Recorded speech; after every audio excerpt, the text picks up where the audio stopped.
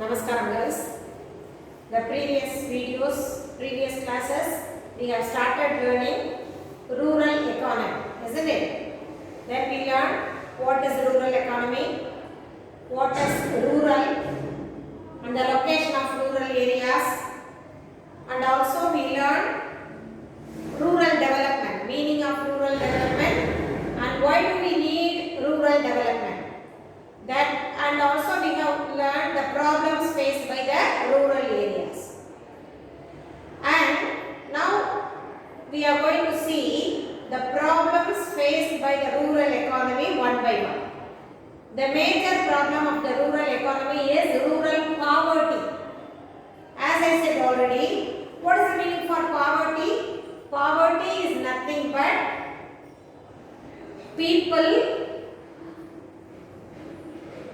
a person who doesn't have enough money, or one who doesn't satisfy his basic requirements. For example, if it is a person, he needs his basic needs, isn't it? Basic requirements, food, shelter and clothing. If a person doesn't get even his basic requirements, or a person who doesn't gets the earning for his subsistence level, அதாவது பேசிக் வாழ்வாதாரத்துக்கு பேசிக்காக கிடைக்கக்கூடிய அடிப்படை வாழ்வாதார அமௌண்ட்டே கிடைக்காதவங்களுக்கு we used to say that they are living under the poverty, that means below poverty, வறுமை கோட்டுக்கு கீழே இருப்பவர்கள் என்று சொல்லுவோம். It's an imaginary line, actually there is no drawn line as poverty line. It's an imaginary line. They fix the amount which is required for a person to get his bread for a day. ஒரு நாளைக்கு ஒரு ஆளுக்கு எவ்வளவு minimum தேவைப்படும் ஃபுட்டுக்கு எல்லாத்துக்கும் சேர்த்து minimum எவ்வளவு. பேசிக்கலி இந்த food it is the main thing. So பேசிக்காக ஒரு மனிதன் ஒரு நாளைக்கு எவ்வளோ ஃபுட் எடுத்துக்கணுங்கிறத வச்சு தான் தே decided the poverty line. As per the government, as per the human development, they say 2400 calories per day is required for a person to for his livelihood. A person if he wants to a person who is considered to be living under the poverty line or below poverty line, who doesn't get his basic calorie per day, that means 2400 calories per day. And then the planning commission, they estimate the rural areas, that is 50.410, that is accounted by 33.80% during 2009 and 10. So in the year 2009 and 10, people those who are living below poverty line is estimated as 33.80% of people, they are living below poverty line in the rural areas. It was accounted by the Planning Commission of India in the year 2009 and 2010. They have estimated that people of 33.80% of people are living below the poverty line. And then in 2015, more than 80 crores of India's people lived in villages. As I said already, we have more than 6 lakh villages are there in India. So more than 80 crore of people are living in India. So 22% of world poor is residing in India. The world has calculated, and through the whole world 22% of poor people are living in India. So India consists of 22% of people who are living very poor, who are living in the below poverty line. Now let us see what are the causes for the rural poverty. What is the reason why it has been increased? So now let us see the causes for the rural poverty. The first one, land. so the distribution of land is unequal in the village areas. The people, those who are landlords, and those who have one who has more wealth in his hand, he acquires all the land. So most of the people they are working as a employees in the land. They are hired employees. கூலிக்கு வேலை பார்க்குறாங்கன்னு சொல்லுவோம்ல. So most of the people in the villages, they are hired by the landlords and the people one who has wealth in the village area. So the distribution of land is unequal. So the poverty level has been increased in the rural areas. And the second one, lack of non-farm employment. That is, the non-farm employment opportunities do not match with the village areas. That is the excess supply of laborers. As I said already, while I am talking about the rural problem of rural employment, I told about the unemployment, isn't it?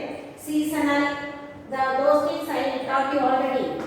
I taught you seasonal, under and disguised unemployment. 3 unemployments I taught you. So there is an excess supply of laborers in the village areas. What would happen automatically if there is an excess supply in the labor force? Automatically the wage will be reduced. இல்லையா? 10 பேர் வேலை பார்க்குற இடத்துல 15 பேர் வராங்கன்னு சொல்லும்போது the wages will be distributed equally, so that they will get only less amount of wages. So supply of labor is more and the wage of the labor will be less. And the lack of public sector investment. Usually the government it never invests in the rural economy and also for the human resource development. They only concentrate on the industries and other things. So they are not give much importance to the agricultural sector. So lack of public sector investment also lead to the rural poverty. And the next one is inflation. I already taught you what is inflation. Increase in the price level is called inflation. So the people, if they want to get the things, they are getting low income. I already taught you because of the supply of labor, excess supply of labor, they are getting very low wages. With the help of this low income, they have to purchase the things what they need, isn't it? So the purchasing power of the village people is very less. So there is an inflation, increase in the price level, and low productivity. If automatically, if there is that is disguised unemployment, isn't it?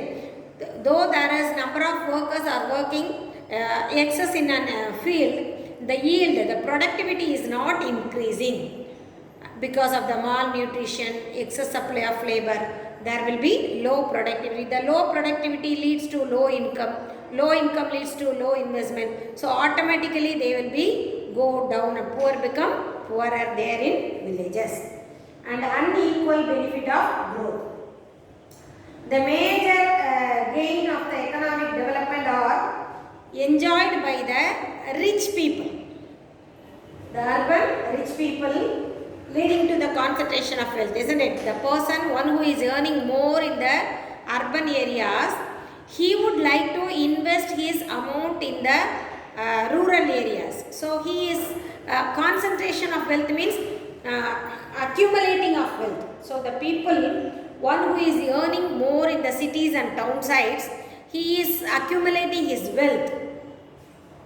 He is not, sometimes he is not ready to invest in the rural areas also. He would like to invest only in the urban areas, in very big companies and industries, so that there is an unequal growth in rural areas. And economic structure policies and the gains of growth are not reaching the poor people in the villages. The schemes, so many schemes are given by the government and other people. They are enjoyed only by the people those who are living in the urban areas, not in the rural areas. So the benefits which are given by the government and also by the schemes implemented by the government are not reaching to the rural people. So they are becoming very poor. And the low rate of economic growth. The rate of growth of India is always below the target, isn't it? We never, sometimes only we achieve the target. Most of the time our target, our achievement is below the target, and that also benefited only by the rich people. And the poor always denied the benefits, and also they are not getting any relaxation or benefits by the government. So the low rate of economic growth also leads to rural poverty, and more emphasis on large scale industries. Usually, as I said, the huge investments in large scale and catering to the needs and middle and upper classes in the urban areas are made in India. Usually the people in the urban areas, we would like to invest in the large scale industries in the urban areas.